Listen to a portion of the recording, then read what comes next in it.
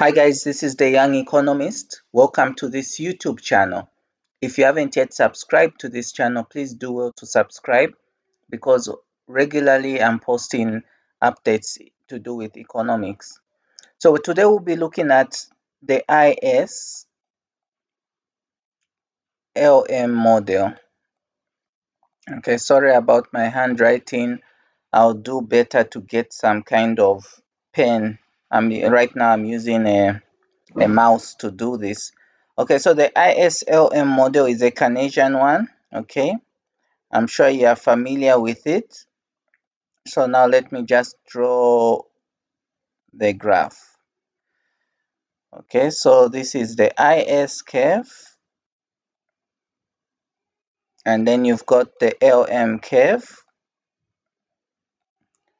and then you've got interest rates, and then you've got gdp or output. Okay, then at equilibrium, these are the points.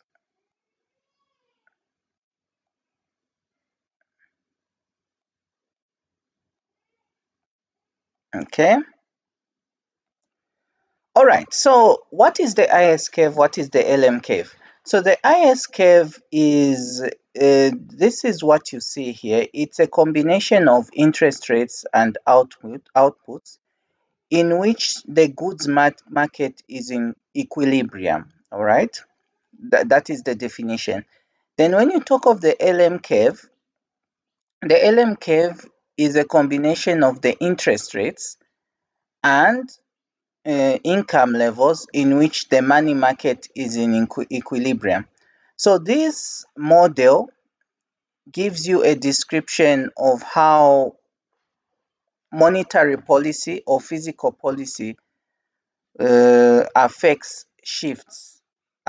interest rates and output. Okay, so it just gives you a description of how those things are affected.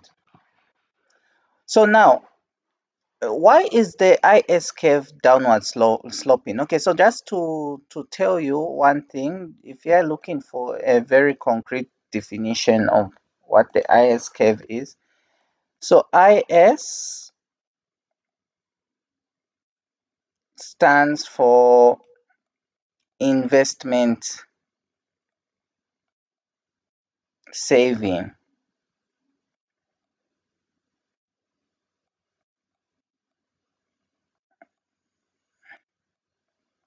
Okay, investment saving. So please bear with me on this handwriting. I'm using a mouse, but I'm sure in the next few months I'll be able to order a tablet that can, I don't know what they call them. I don't know whether they're tablets or there's that device where you have some kind of a pen, digital pen, and you write. I'm sure I'll have a better handwriting. So this is the investment savings.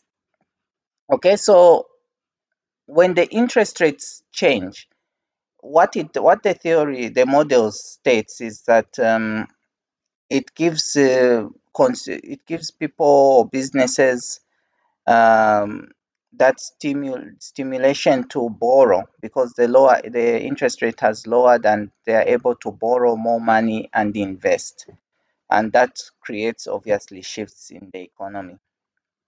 But then when we talk of LM, we are simply talking about liquidity preference.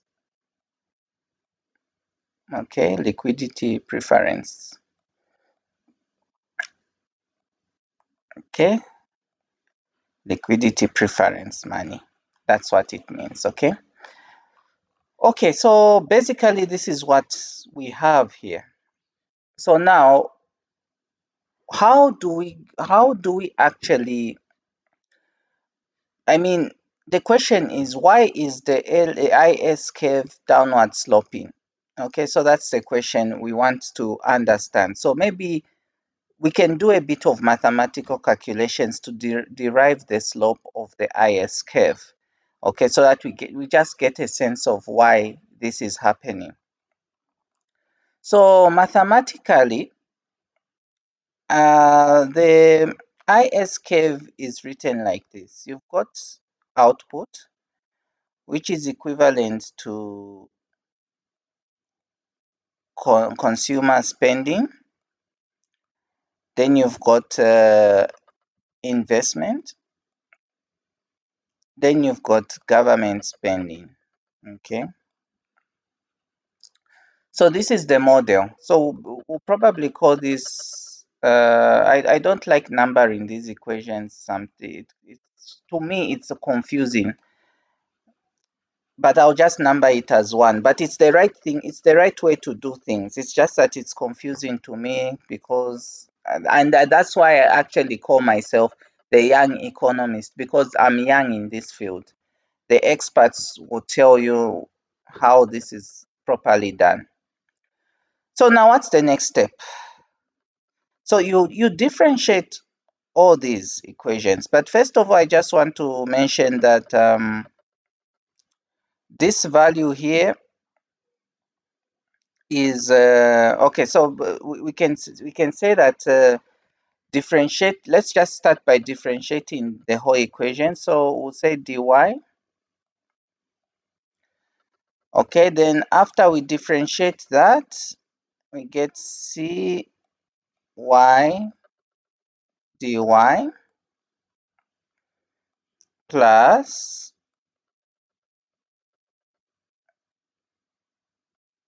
dr, then plus differentiating that. Okay,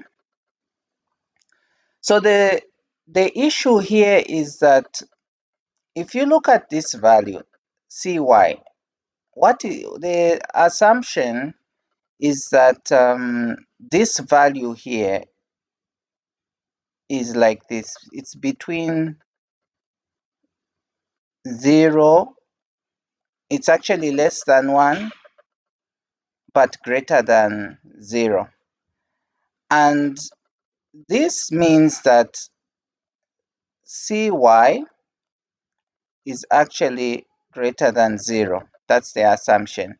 Then when you come to interest rates, the assumption is that it's actually less than 0. Okay, so now let's now get to differentiating. Let's now get to simplifying equation 2. Okay, this is equation 2. Remember, we are trying to look for the slope of the IS curve. So now equation 2, all you do in this case, you divide dy throughout this whole equation. And also I have to mention that, yeah, so maybe we start from there. So let's divide dy throughout. So dy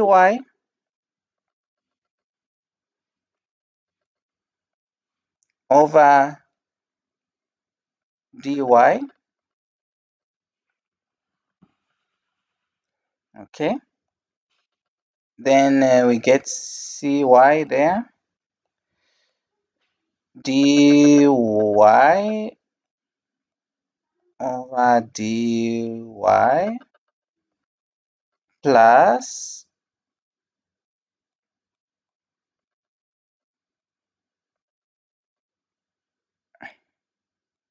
dr over dy plus dg over dy.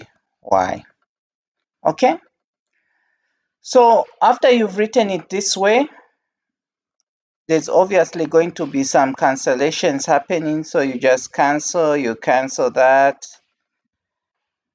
Okay, and now the interesting thing is that government spending, according to this model, is not affected by the level of output. It has no impact at all. So because of that, this becomes 0. Okay, so that's the theory. So now the final equation we get is 1 equal to consumer spending, okay, plus IR, then dr over dy. Okay, this is the final equation we get. So now we want to make dr dy the subject of the formula. So what we do is that if dr dy is to be the subject of the formula,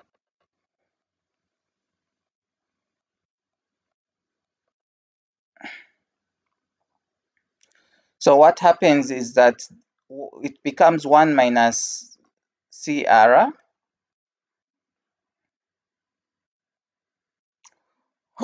over, okay, over ir.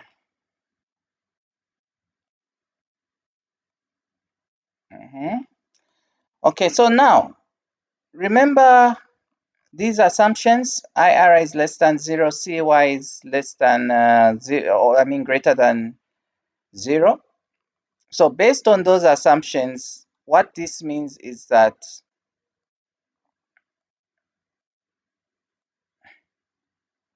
this is positive, okay? But remember, it's greater than 0, okay?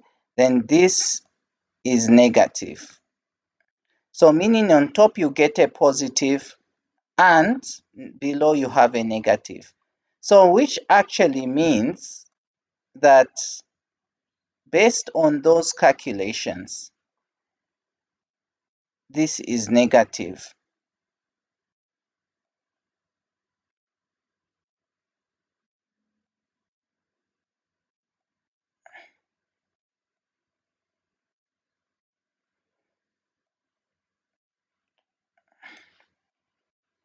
Okay, so this is negative. So dr, or let me even speak in terms of what this means.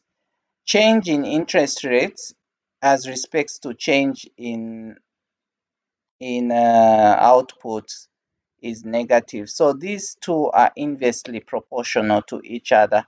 So which means that the IS curve has a negative slope.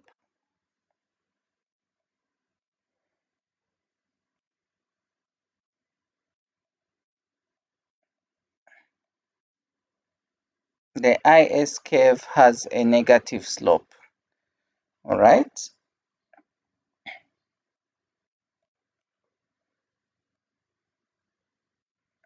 Okay.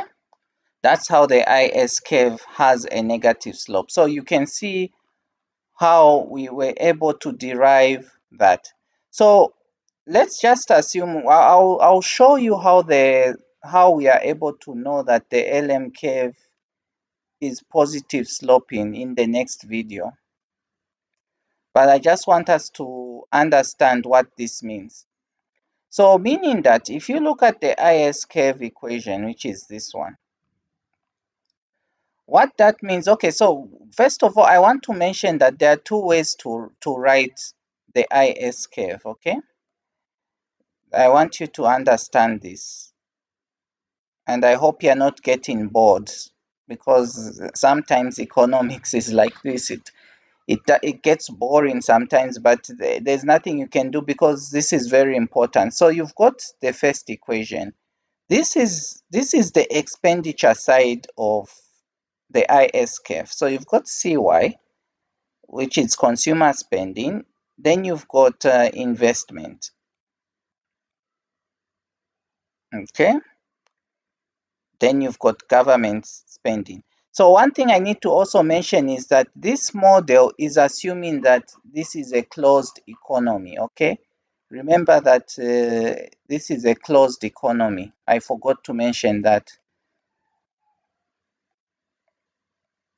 Closed economy.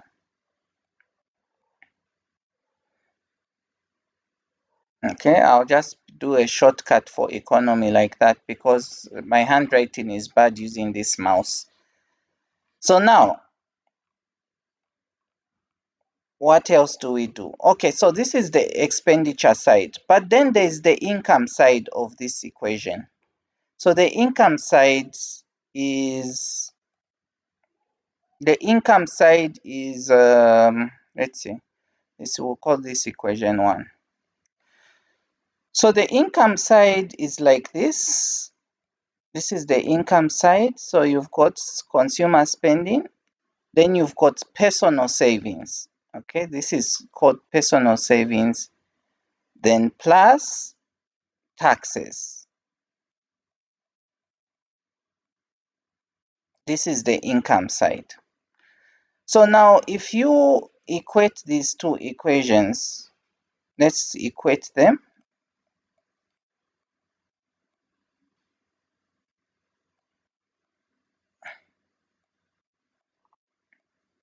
Plus taxes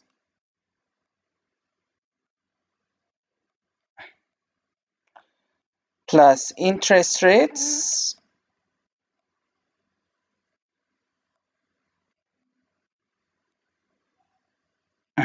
if you equate it like that, so what you do, you cancel out those which are not needed. Okay, so now what happens next? So okay, so let's do it like this.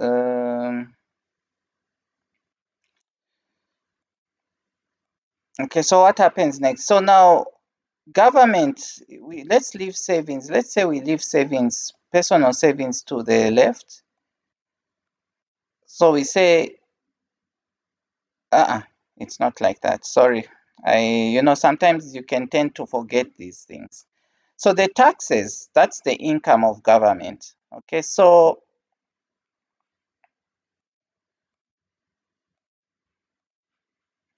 if we put savings here to the left, as earlier alluded to, then we say taxes, that's the income side of government minus the government spending.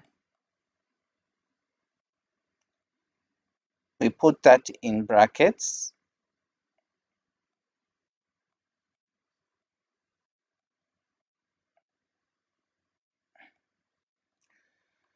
So now taxes minus government spending is actually government savings.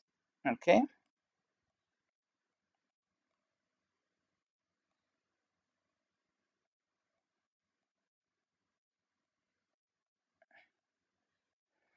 So you get what is known as the savings and investment.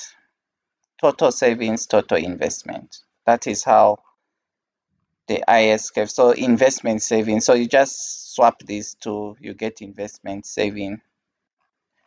Okay, so what makes the IS curve shift? Okay, I think that's what I was getting to. So that's why I just wanted you guys to understand what makes the IS curve shift based on the equation I gave to you. So what happens is that when the central government decides on an expansionary fiscal policy, it means that they'll obviously decide to spend more. Okay, they'll obviously decide to spend more. So what that will happen is that an expansionary fiscal policy will shift the curve, the IS curve, to the right. Okay, so instead of having IS curve like the way it is here, it will shift to the right. So you have IS1 and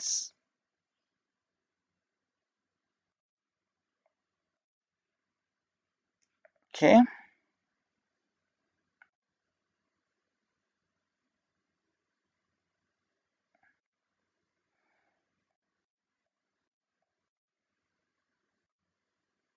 Okay. So now it's agreeable to this equation, okay, because they are saying that, because this is actually, let's say we do it like this.